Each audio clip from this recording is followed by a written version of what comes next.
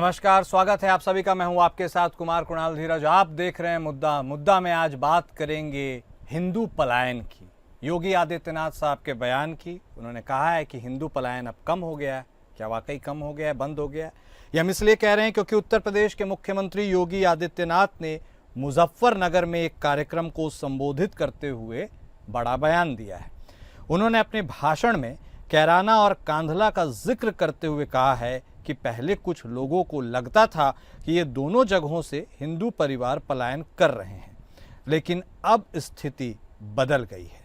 CM योगी ने दावा किया कि उनकी सरकार बनने के बाद से प्रदेश में अपराध और भ्रष्टाचार में कमी आई है और लोगों का विश्वास कानून व्यवस्था में बढ़ा है। उन्होंने कहा कि पहले लोग अपने कारोबार और व्यवसाय के लिए दूसरे राज्यों में जाने को मजबूर थे, लेकिन अब उत्तर प्रदेश में ही उन्हें सुरक्षा और सुविधाएं मिल रही है। सीएम योगी ने कहा कि पहले कैराना और कांधला से हिंदू परिवारों के पलायन की बातें कही जाती थी, लेकिन अब स्थिति पूरी तरह से बदल गई है। उन्होंने कहा कि उनकी सरकार ने प्रदेश में सुरक्षा और विकास के लिए काम किया है, जिससे लोगों का विश्वास बढ़ा है और वे अब अपने घरों में सुरक्षित महसूस कर रहे हैं। सीएम योगी ने कहा कि उनकी सरकार का मुख्य उद्देश्य प्रदेश में विकास और सुरक्षा को बढ़ावा देना है। उन्होंने कहा कि सरकार ने विभिन्न क्षेत्रों में उनके विकास के लिए काम किया है और कानून व्यवस्था को मजबूत किया है, जिससे प्रदेश में शांति और सुरक्षा का माहौल बना है। सीएम योगी ने इस दौरान बटेंगे तो कटेंगे को आगे बढ़ाते हुए एकता का संदेश दिया और कहा कि हमारे साधु संतों ने समाज को एकता की राह दिखाई है, जो अब कैराना और कांधला जैसी घटनाओं को नहीं होने देता है और हमें हर तरह की परिस्थितियों में लड़ने की प्रेरणा देता है। सीएम योगी के इस बयान को अखिलेश यादव के पीडीए की काट के तौर पर भी देखा जा रहा है। आने वाले दिनों में सीएम योगी इस आवाज़ को और बुलंद करते दिखाई दे सकते हैं। तो हिंदू पलायन क्या वाकई अब बंद हो गया है? यह कितना बड़ा मुद्दा हो सकता है आने वाले विधानसभा चुनावों में, यह तो वक्त तय करेगा। लेकिन जिस तरह से मुजफ्फरनगर में सीएम योगी ने कैराना और कांधला का जिक्र किया, उससे मैसेज क्लियर है। उन्होंने हालांकि हवाला दिया है कानून व्यवस्था का कि काफ़ी मजबूत हुई है, विकास की बात उन्होंने की, यह एक कारण है जिसके चलते उत्तर प्रदेश से पलायन रुका है। लेकिन मुजफ्फरनगर के कैराना से पलायन का रुकना क्या सिर्फ विकास की वानगी है या फिर इसके कारण कुछ और भी हैं? योगी का पीडीए काट के तौर पर इस बयान को भी, इस जिक्र को देखा जा रहा है और यह चोट यदि कर सकता है किसी पार्टी पर सबसे ज़्यादा, तो वह समाजवादी पार्टी ही है, क्योंकि पीडीए उनका फॉर्मूला है। और बटेंगे तो कटेंगे, यह बयान जब जब योगी ने दिया है तब तब इसके सियासी मायने काफ़ी दूर तलक गए हैं। तो क्या यह विधानसभा चुनावों की तस्दीक करता हुआ नज़र आ रहा है कि अब वक्त कम है और तैयारियों के लिहाज से इस बयान को महत्वपूर्ण माना जा सकता है क्या? और क्या इन सभी तथ्यों को इस पर नज़र करते हुए अखिलेश यादव के वोट बैंक पर चोट करने की कोशिश मुख्यमंत्री योगी आदित्यनाथ ने की है?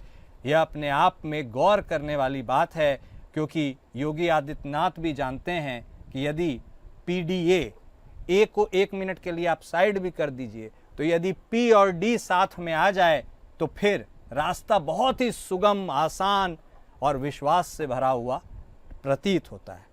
बात हिंदू पलायन की है, लेकिन इसके मायने परत दर परत कई हैं। फोकस टारगेट उत्तर प्रदेश का विधानसभा चुनाव है 27 का।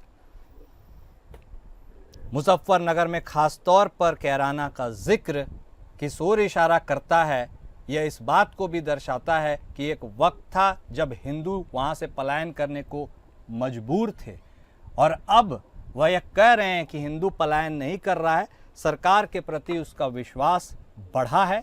सुरक्षा व्यवस्था, विकास का हवाला वह दे तो रहे हैं, इशारा किस तरफ है यह तमाम पॉलिटिकल पार्टीज समझ भी रही हैं। तो चलिए हिंदू पलायन के इस मुद्दे पर अपनी चर्चा को हम आगे बढ़ाते हैं। हमारे साथ हमारे खास मेहमान जुड़ चुके हैं। हमारे साथ भारतीय जनता पार्टी के तरफ से बतौर प्रवक्ता आलोक वत्स साहब जुड़े हैं। समाजवादी पार्टी के तरफ से बतौर प्रवक्ता संत कुमार पासी साहब। हमारे साथ विनय राय सर भी जुड़े हैं, मैनेजिंग एडिटर APN के हैं। आप सभी खास मेहमान का स्वागत है। सबसे पहले शुरुआत पासी साहब आप ही के साथ। जब जब योगी साहब बटेंगे तो कटेंगे का नारा देते हैं, मैसेज बहुत दूर तक जाता है। और क्या डर भी लगता है सर आपको, क्योंकि लोकसभा के चुनावों के बाद बटेंगे तो कटेंगे जिक्र जब उन्होंने किया था तो हरियाणा में क्या नतीजा निकला वह आपको पता है, महाराष्ट्र में भी इस बयान का उल्लेख हुआ, वहां के क्या नतीजे निकले आपको पता है, और अब उत्तर प्रदेश 27 में उसकी बारी है और फिर से यह जिक्र। डर लग रहा है पासी साहब?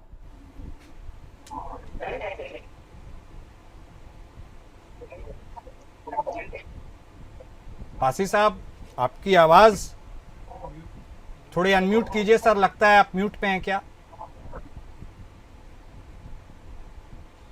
चलिए आप तब तक देखिए, हम नेटवर्क स्थापित करने की कोशिश करेंगे। तब तक विनय राय साहब हमारे साथ जुड़े हुए हैं, उनसे शुरुआत कर लेते हैं। विनय राय सर, ये हिंदू एकता, हिंदू पलायन, हिंदू शब्द जब जब आता है विपक्ष ध्रुवीकरण की राजनीति करने का बीजेपी पर आरोप लगाती है, लेकिन क्या यही सबसे बड़ी काट भी है इस वक्त की राजनीति की कि बिना इसे बीजेपी किए खिला फतह नहीं कर सकती? इसके एडवांटेजेस डिसएडवांटेजेस होंगे, लेकिन इसका मौजूदा घटनाक्रम में रिलेवेंस कितना है सर? देखिए, सबसे बड़ी बात है धर्म मतलब एक ऐसा नशा है जो कि भयानक से भयानक जो नशीले पदार्थ उससे भी खतरनाक। और आज की तारीख में नहीं, हम तो पिछले दिल्ली का चुनाव रहा हो या उसके पहले का चुनाव रहे हो, आप अगर उसको ठीक से समझने की कोशिश करेंगे तो योगी जी का नारा बटोगे तो कटोगे, प्रधानमंत्री जी ने कह दिया एक है तो सेफ है। तो बात एक ही है, कहीं ना कहीं उनका जो पूरा मकसद है, जो हिंदू कम्युनिटी के लोग हैं जो जातियों में बटे हैं,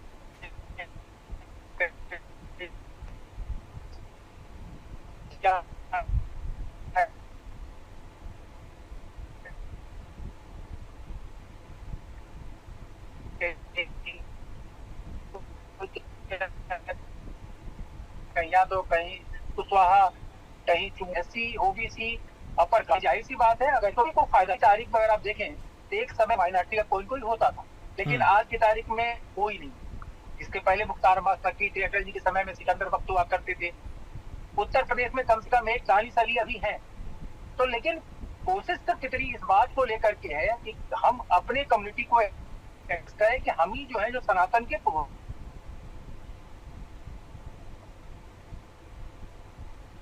समग्र जो कम्युनिटी है सारी देश है, भारत माता में मिट्टी में जो भी रहता है, चाहे हिंदू हो, मुस्लिम हो, सिख हो, ईसाई हो, हम सबकी बात करते हैं। लेकिन ये हकीकत है, जब जब चुनाव आएगा एक इमोशनल सेंटिमेंटल नारे दिए जाते हैं, स्पीच दिए जाते हैं और हर पार्टियां कोशिश करती है।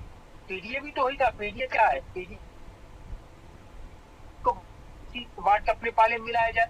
तो कोई दल बांटने में अपने आप को पीछे नहीं है। हर आदमी चाहता है कि अपने नारे से अपने वोट बैंक को अपने तरफ खींचा जाए, वो चाहे बीजेपी हो चाहे अपोजिशन पार्टी। ठीक है, अब हम उम्मीद करते हैं कि पासी साहब तक हमारी आवाज़ पहुंच रही है और पासी साहब भी हमसे बात कर पाएंगे। पासी साहब देखिए, सवाल वही है, मैं फिर से आपसे पूछूंगा, क्योंकि जो एडवांटेज आपको लोकसभा चुनावों में मिला था वो एडवांटेज आप कंटिन्यू कर नहीं पाए जब बटेंगे तो कटेंगे का नारे का इजाद किया गया योगी आदित्यनाथ साहब के द्वारा। फिर से इस नारे को कंटिन्यू किया जा रहा है। क्या यूपी की राह मुश्किल नजर आ रही है अगर ये फिर से क्लिक कर गया तो, या आप कॉन्फिडेंट है कि नहीं इस बार ऐसा नहीं होगा? देखिए कुणाल सर, जैसा कि भारतीय जनता पार्टी व हमारे देश के मुख्यमंत्री जी कहते हैं कि बटोगे तो कटोगे, तो ये देश के अंदर के लोगों की बात कर रहे हैं या देश के बाहरी चीजों का भी आकलन करके कह रहे हैं? जैसे देश के अंदर अगर हिंदुओं को कहा जा रहा है कि बटोगे तो कटोगे, तो हमने इकोनॉमिक्स में पढ़ा है और साथ में हमने पढ़ा था कि भारत में अनेकता में एकता पाई जाती है। तो ये बटना केवल देश के अंदर ही खतरनाक नहीं, बटनागर लोग हिंदू मुसलमान या धार्मिक चीजों में बटेंगे तो ये फिर देश के बाहरी यानी बाहर के लिए तो बहुत खतरा। और बांटने का जिम्मेदार कौन है? भाई लोग अगर बट रहे हैं तो बांटने का जिम्मेदार कौन है? भाई जब जातियां यहाँ बनी तो जातियों में लोग बटे हैं, धर्म है तो लोग बटे हैं। अब इसको क्या जो हमारी भारतीय जनता पार्टी की सरकार है, जो हमारे मुख्यमंत्री महोदय है उत्तर प्रदेश के, क्या ये इस पे कोई काम कर रहे हैं कि लोग बटे ना? लोग धर्मों में न बटे, लोग जातियों में न बटे, लोग एक समुदाय में रहे। जैसा कि पहले कहा गया कि भारत में अनेकता में एकता पाई जाती है, विभिन्नता में संपन्नता पाई जाती है।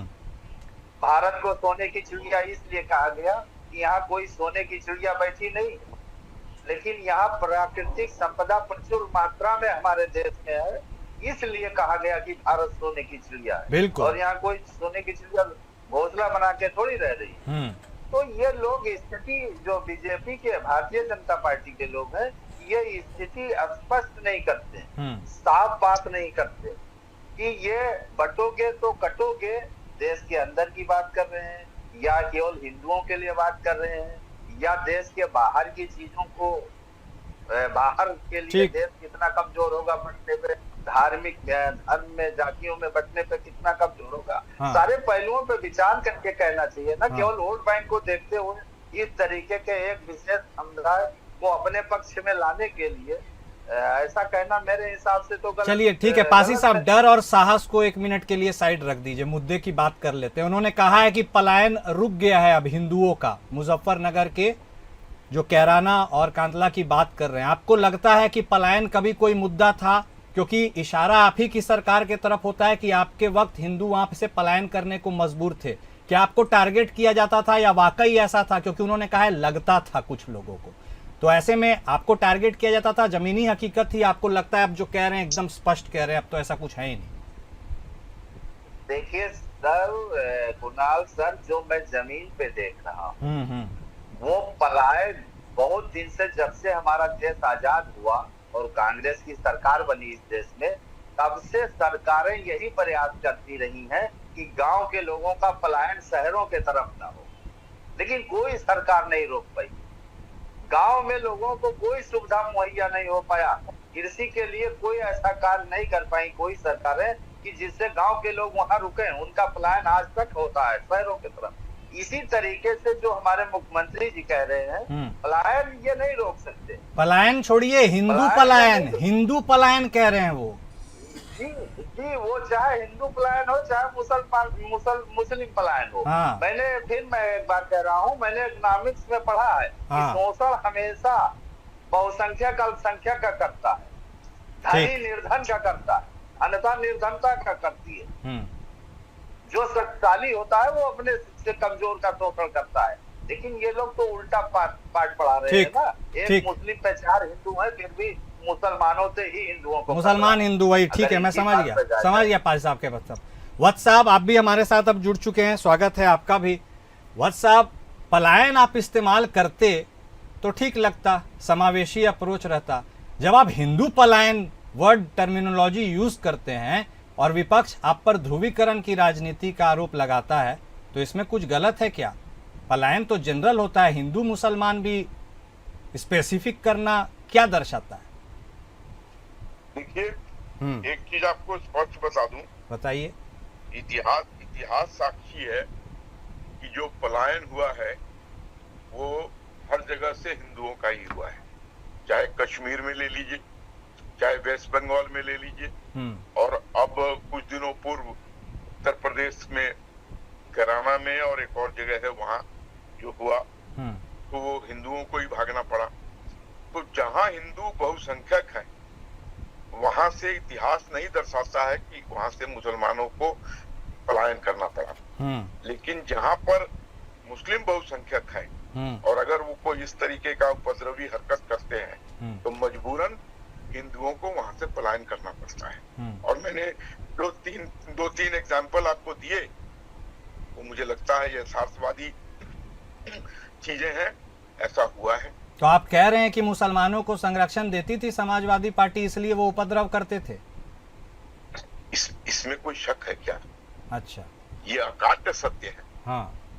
जिस तरीके से अतीक अहमद को एक एसपी ने रोका था, हाँ। उसके काफिले को, हाँ। और जिस तरीके से 6 घंटे के अंदर उसका तबादला कर दिया गया, ये इस बात का द्योतक है कि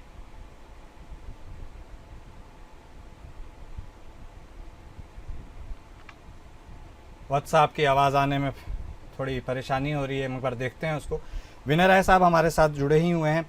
सर, ये ध्रुवीकरण की राजनीति करने का जो आरोप भारतीय जनता पार्टी पर लगता है, और जिस ओर वत्स साहब इशारा कर रहे थे, जब जब पलायन हुआ है, आप इतिहास के पन्ने टटोल कर देख लिए, हिंदुओं का ही हुआ है। ये इस बात को और बल देता है कि अब यही न्यू नॉर्मल इन पॉलिटिक्स है।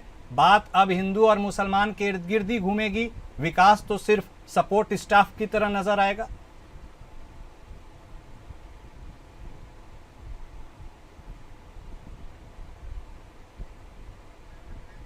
विनय सर, सुन पा रहे हैं आप?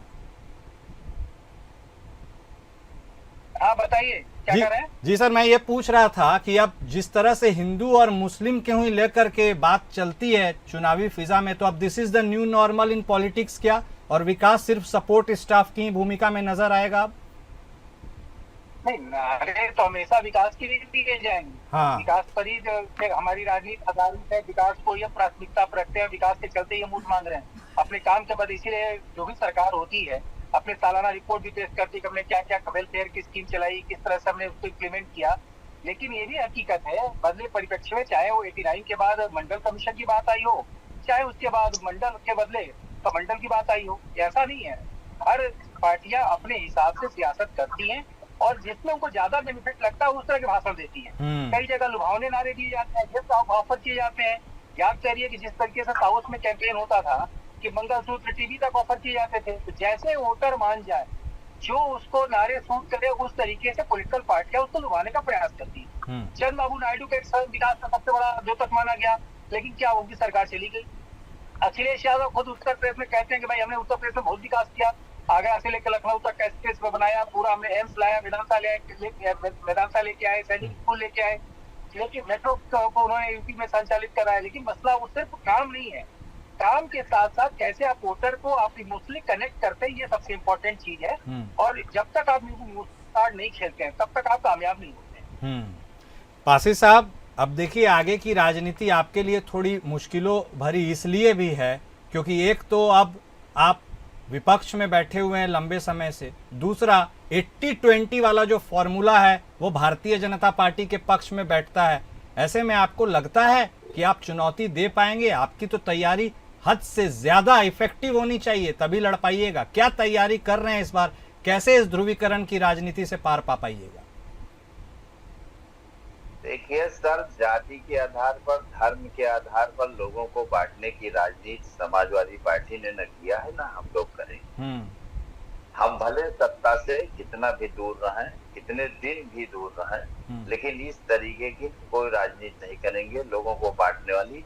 हम समाजवादी पार्टी लोगों को जोड़ने की राजनीति करेगी, भले ही सत्ता में हम देर से आए। और ये सब नारे जो है, बटोगे तो कटोगे, ये सब जो है उत्तेजनात्मक नारे हैं, लोगों को उत्तेजित करने वाले, लोगों को भड़काने वाले। हम प्यार का संदेश इस देश में देना चाहते हैं, लोगों के बीच में अमन चैन, प्यार मोहब्बत का माहौल बना रहे। सत्ता मिले या ना मिले वो अलग की बात। अब चूंकि ये किसी क्षेत्र में काम अपना बता नहीं पाते हैं बीजेपी के लोग, अभी आप ही पूछ लीजिए इनसे 5 काम 10 काम तो ये बता नहीं पाते हैं, इसलिए इनके पास कोई और फंडा है ही नहीं सिवाय हिंदू मुसलमान। चलिए, हिंदू मुसलमान, एक मिनट पासी साहब, ठीक है, हिंदू मुसलमान पे तो हम लोग चर्चा कर लिए, कोई बात नहीं। पिछड़े और दलित तो आपके विशेष फोकस पर हैं। ये जो बातें योगी आदित्यनाथ साहब ने कही है, संत रविदास जी के संदेश देने वाले भिक्षुक दास जी महाराज के कार्यक्रम में ही उनको याद करते हुए ये बातें कही गई है। आप ही का तो वोट बैंक है वो, और उसमें एकता की संदेश की बात की जा रही है। उधर चले जाएंगे आपके लोग तो आपके साथ रहेंगे कौन? देखिए सर, मैं संतों पे कुछ कहना चाहता हूँ। कहिए। कि आप देखिए, जो रविदास संत रविदास जो थे उससे बीजेपी के लोगों का दूर दूर तक कोई वास्ता नहीं। ये भले ही उनके कार्यक्रम में चले जाए। आप देखिए जो इनके पास संत हैं जिनको ये पूछते हैं, वो संत, उनको मैं संत मानता ही नहीं। अच्छा। संतों ने, बड़े बड़े गुरु नानक से लेकर के कबीर तक ने संतों की परिभाषा किया है कि काम, क्रोध, मोह, लोभ, माया का त्याग करके जो व्यक्ति ईश्वर के भक्ति में लीन हो जाए उसको साधु संत कहते हैं। ये कहीं नहीं लिखा है जो चांदी के बेड पे सोए वो उसको साधु संत कहते हैं। ये कहीं नहीं लिखा है जो शीश महल में रहा है उसको साधु संत कहते हैं। ये कहीं नहीं, किसी संत ने नहीं कहा है जो 1 करोड़ की गाड़ी से चले उसको साधु संत कहते हैं। जो लग्जरियस जीवन से दूर रहा है, संत मर चुका होता है, वो जो जिंदगी जीता है वो दूसरों के कल्याण के लिए जिंदगी जीता है। वो शपथ लेता है कि हम जनमानस का कल्याण के लिए हम जी रहे हैं, इसलिए अपना परिवार, धन दौलत सब छोड़ देता है। ये क्या जाने संत क्या होते हैं। ये तो संतों का इस्तेमाल कर रहे हैं। पीला वस्त्र पहन लेने से कोई संत नहीं हो जाता। अगर मैं पीला वस्त्र पहन लूं तो मैं संत नहीं हो जाऊं। ठीक है। या मेरा नाम है संत है तो मैं संत थोड़ी हूँ। ये इंटरेस्टिंग था। लेकिन संत साहब, आपके तो नाम में ही संत है। वत्स साहब, हाँ, मुस्कुरा आप भी रहे हैं, लेकिन यह भी बता दीजिए मुस्कुराते हुए कि आप हमेशा कहते हैं, दबे मन से तो कहते ही हैं कि अल्पसंख्यक आपके साथ नहीं आते हैं। उनको आपने किनारे कर दिया 80-20 में। अब बचे पी और डी, पिछड़े और दलित। कार्यक्रम उन्हीं का, मंच उन्हीं का, संदेश हिंदुओं की एकता के लिए। मतलब मान के चल रहे हैं कि विकास की राग को आप बार बार न छेड़ सकते हैं, इसीलिए पिछड़ा और दलित सब समाहित हो जाए तो राह हमेशा के लिए आसान हो जाएगी। यही आपकी स्ट्रेटजी है वत्स साहब बीजेपी की? देखिए, हम सबका साथ सबका विकास करने वाले लोग हैं। अभी थोड़ी देर पहले संत जी कह रहे थे कि धर्म और जात की राजनीति समाजवादी पार्टी नहीं कर रही है। MY समीकरण क्या था? MY समीकरण क्या था? और अब PDA समीकरण क्या है? क्या ये जात और धर्म की राजनीति नहीं है? नहीं तो ये पार्टियां, एक मिनट प्लीज संत साहब, आपसे अनुरोध है कि आप अपने समय में बोले। मेरा ये कहना है कि देश में जो 2 पार्टियां हैं नॉर्दर्न रीजन में, बिहार में RJD और उत्तर प्रदेश में समाजवादी पार्टी, ये दोनों शुद्धता खालिस परिवारवाद और जातिवाद की पार्टी है। उसके ऊपर ये कुछ नहीं। इन्होंने पीडीए में क्या और लोगों को शामिल किया? जिन लोगों को छोड़ दिया है पीडीए में वो भारत के नागरिक नहीं है। भारतीय जनता पार्टी ने जितने जन कल्याण कार्य किए हैं या अभी भी कर रहे हैं, वो समाज के हर वर्ग, हर हिस्से को पूरा पूरा मिल रहा है। हमें कोई भेदभाव नहीं है। ठीक है, एक पर्टिकुलर कौम को बरगला कर इन्होंने हमसे दूर रखा है, लेकिन ये भी मैं आपको बता दूं, वो दिन दूर नहीं है जब उसका भी एक बड़ा धड़ा भारतीय जनता पार्टी के साथ आकर खड़ा होगा, उसको वोट देगा। वो तो आप प्रयास में ही है। आपने भले ही इशारा कर दिया कि समाजवादी पार्टी उससे नहीं निकली है, लेकिन आपने जिक्र चूंकि बिहार का किया, बिहार में तेजस्वी ने नारा दिया माई बाप, माई मतलब मुस्लिम यादव, और बाप में हो गए बेरोजगार, आधी आबादी, अगड़े पिछड़े, सबको समाहित कर लिया। तो बिहार में तो आपके लिए चुनौती होगी। विनय राय सर, वक्त कम है, कंक्लूड आप जरूर कर दीजिए। इन पूरे समीकरण, इन पूरी परिस्थितियों में सत्तारूढ़ पार्टी के लिए मैच जीतना कितना आसान होगा भविष्य में, और जो विपक्षी दल बैटिंग कर रहे हैं सेंचुरी लगाने के लिए, उनके लिए कितनी मुश्किल होने वाली है? क्या रहने वाला है अब समीकरण सबका?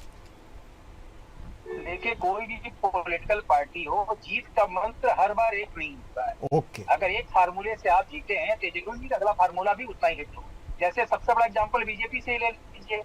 सागर से सरयू तक की अडवाणी जी की रथ यात्रा हुई, वो सुपरहिट थी, लेकिन उसके बाद अडवाणी जी ने कई रथ यात्राएं की, चाहे भ्रष्टाचार को लेकर, चाहे बाकी एकता के, लेकिन कामयाब नहीं हो पाई।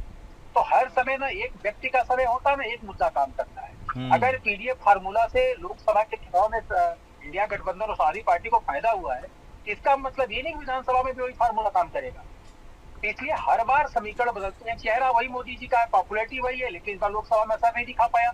यहाँ तक कि बनारस में वोटों का मार्जिन घट गया। इसका मतलब ये नहीं कह सकते कि उनकी पॉपुलैरिटी में कमी आ गई, लेकिन अपोजिशन अपना दांव खेलने में सफल हो गया। तब अगर उनका दाव अगर बीजेपी देख चुकी है तब उस हिसाब से स्ट्रेटजी बना रही है। तो अगर बीजेपी अपनी स्ट्रेटजी बदल रही है तो अपोजिशन को भी अपनी स्ट्रेटजी बदलनी पड़ेगी। एक ही हथियार से हर युद्ध को नहीं लड़ाना। सही बात। अरे भारत में ही देखिए, सर्जिकल स्ट्राइक हुई, एयर स्ट्राइक हुई, इस बार दूसरे तरह की स्ट्राइक थी। आपको अगर दुश्मन आपका जो प्रतिद्वंदी है अगर वो जान जाता है कि आपके पास क्या अस्त्र है तो उसके लड़ना आसान हो जाता है। तो आपको हमेशा रणनीति बदलनी पड़ेगी, नए नए मुद्दों के साथ आना पड़ेगा, नए नए वादे, नए नए नारे गढ़ने पड़ेंगे, तब जाके आप कामयाब हो पाएंगे। बिल्कुल सही कहा आपने, और शायद इसी में संदेश भी छुपा है। लोकतंत्र में सभी पार्टी मजबूत हो तो जनता के लिए अच्छा होता है। पासी साहब और विपक्ष के लिए भी यही मेरे ख्याल से मैसेज है कि सरप्राइज कीजिए अपने ओपोनेंट को, एक ही रास्ते पर हमेशा ना चलते रहिए। बहुत शुक्रिया आप सभी खास मेहमान का हमारे साथ जुड़ने के लिए, अपना वक्त देने के लिए। तो उत्तर प्रदेश की राह मुश्किल होगी, आसान होगी समाजवादी पार्टी के लिए तो वक्त तय करेगा, लेकिन भारतीय जनता पार्टी अपने स्ट्राइक रेट में कोई कमी करती हुई नजर नहीं आ रही है और उस पिच पर खूब तरीके से खेल रही है जिस पिच के लिए वह माहिर जानी जाती है। मुद्दा में आज बस उतना ही। नमस्कार।